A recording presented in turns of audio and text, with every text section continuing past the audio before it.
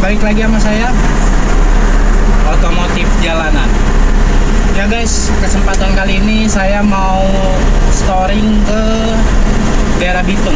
Sama seperti kemarin, Kosmek, pergantian plat kopling. Hanya saja kali ini di daerah Sukatani guys. Nah pada kali ini kasusnya ini unitnya nggak bisa hidup. Nggak bisa hidupnya seperti apa kita juga kurang tahu guys.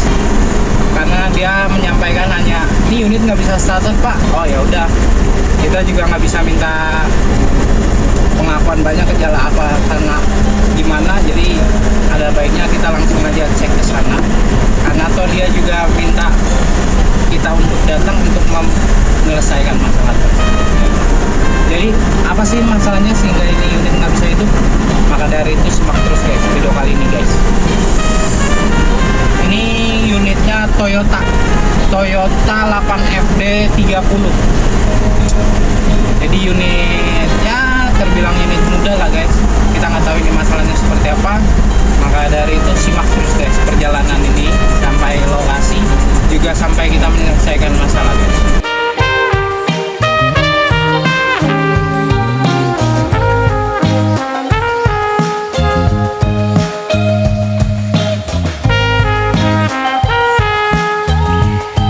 Ini dia guys, forklifnya 7FD 8FD 3 ton Toyota. Nah setelah saya mau cek, ternyata kendala di kunci kontak guys. Kunci kontaknya di bawah. Ini posisi di angkatan satu sisi pabrik lamanya di Bitung ya. Bitung apa? Kutabumi. Nah oke guys, ini dia udah datang kontaknya. Ternyata kasusnya nggak kuat starter. Nih. Oke, ternyata setelah saya cek, saya analisa lebih dalam, masalahnya ada di bukan alternator, di sikring pusat. Nah ini kenapa saya ganjel guys? Nah itu dia guys. Jadi ini putus sikringnya. Ya, yang otomatis yang harusnya di sini standby, karena itu putus, otomatis ini nggak dapat arus guys. Nih contoh. Ini saya tempel, hati-hati, ini nggak boleh short ground, nanti rusak alternatornya ya guys. Nah ini akan saya cabut guys, kalian akan lihat saya cabut, mati. Saya pasang, hidup. Saya cabut, mati. Saya pasang, hidup. Cabut, mati. Jadi ini masalahnya sikring guys, yang otomatis dia nggak dapat supply, jadi dia nggak ngecas dan dia nggak akan balik lagi ke aki untuk ngecas. Kenapa sih dia bisa copot? Maka dari itu akan kita hidupi dan bakal kita cek dia punya alternator apakah sesuai atau tidak untuk pengisiannya guys. Takutnya overcharge atau ada short. Kalau aku curiga sih ini terlalu mepet ini ya guys. Mungkin kalau mesin hidup getar, tapi ini enggak kendor sih ya guys. Entah mungkin aja kemasukan barang jatuh ke sini ngegabung sehingga buat dia short. Ini aku cabut, saya contohkan, mungkin bisa aja lagi mati atau lagi hidup jatuhan barang ini, otomatis itu akan short guys.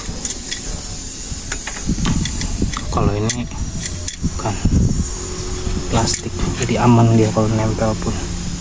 Makanya kita hidupi dulu, kita jumper, kita cek. Dan sebelumnya itu kita akan sambungkan ya guys. Ayo guys, sikat terus. Oke guys, ini sudah saya sementara ya guys, saya jumper. Jadi arusnya dia udah ada lagi guys. Jadi ini saya copot dari mobil saya.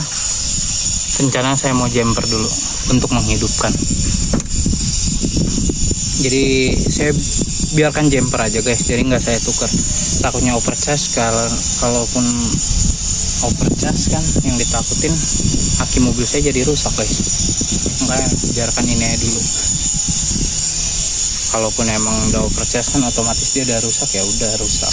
Toh kalau aku pakai ini emang sih lebih praktis, langsung hidupin dibandingkan jumper. Tapi setidaknya aku nggak mengorbankan aki saya guys, karena aki pun ini masih baru guys, bulan 1 2025. Lifetime-nya kan bisa, mobil gini harusnya 3 tahun, tapi kalau saya pakai ceroboh rusak nanti. Ya wes guys, simak terus guys. Oke guys, sudah hidup guys. Lambang aki juga mati. Tadi jumpernya agak susah ya.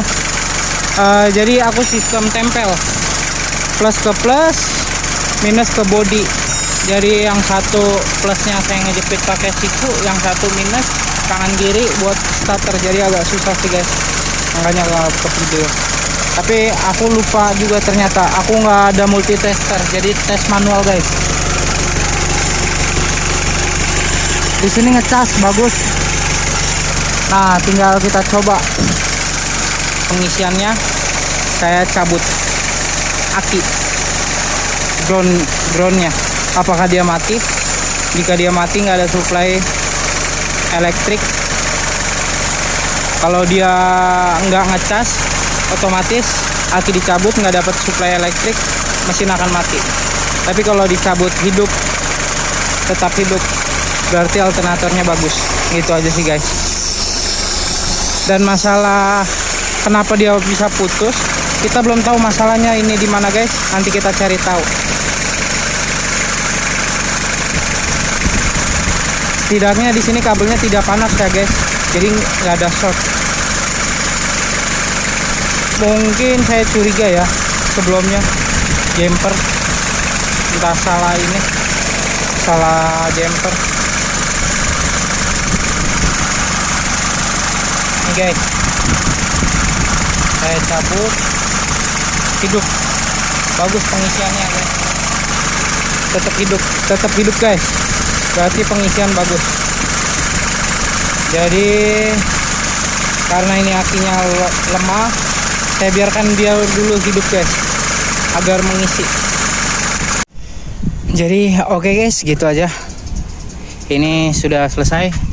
Alternator juga keadaan baik, nggak ada rusak. Setelah saya cek, ini sudah beres. Dan ini juga hanya diklaim aja nih guys, pakai skun si kringnya. Ini aman ya guys, ini aman karena kabelnya ini hanya dari sini ke sini aja guys.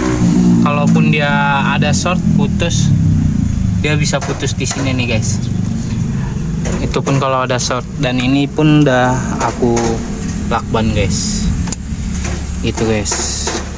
Jadi kemungkinan tadi ini sebelumnya pernah putus guys, cuman disolder. Mungkin panas lalu solderannya lepas lagi. Ini nih tadi aku lihat di sini ada nih solderannya nih, aku taruh. Ya kurang lebih seperti itulah guys. Jadi solderannya lepas, lalu saya pasang lagi.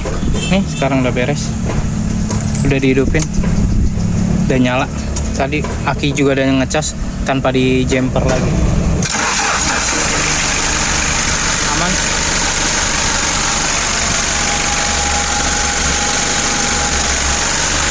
Cager guys, cager.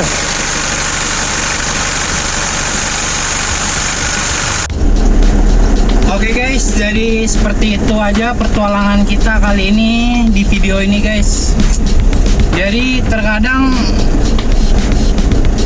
hal-hal sepele ya guys yang seperti ini, cuman gimana ya, kita juga nggak bisa menyuruh mereka guys. Kalaupun mereka sudah meminta, ya udah kita laksanakan. Apa salahnya kan? Bukan apa salahnya ya, emang itu tugas kita ya. Jadi gitu guys. Jadi si kring pusatnya putus. Jadi pada kasus sebelumnya itu pernah putus guys, mungkin overcharge sebelumnya, lalu putus, terus disolder sama dia guys. Disolder, kebetulan solderannya ini mungkin kepanasan, atau ya kepanasan sih pastinya guys, dan menimbulkan leleh pada soldernya itu sendiri guys. Jadi soldernya meleleh, otomatis penyangga penghubungnya pun tak ada guys, jadi putus, yang menyebabkan otomatis tidak ada untuk pengecasannya guys. Jadi seperti itu guys, simple sih guys sebenarnya ya, cuman kan balik lagi guys, apalagi ini unit di suatu perusahaan ya, tiap orang pasti punya divisinya masing-masing, dan kebetulan emang di divisi ini nggak ada yang menangani ya, jadi orang lain pun nggak mau asal ambil tindakan semena-mena guys, nggak mau dibilang sok-sok inilah guys, walaupun kadang sepele itu guys. SS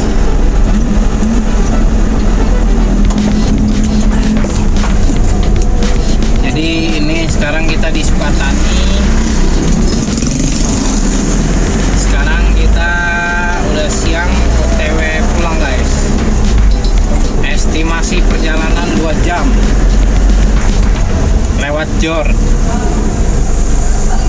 karena kalau lewat tol baru kayak kemarin, aduh boncos guys. Satu sisi kan ini Sabtu sepi, hanya kita lewat tol Jor aja guys, sambil jalan-jalan guys, nikmati kemacetan.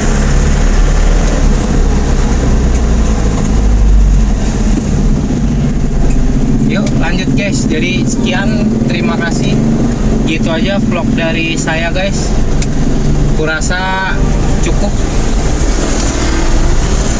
Sekian dan terima kasih, sampai jumpa di vlog selanjutnya guys, see you.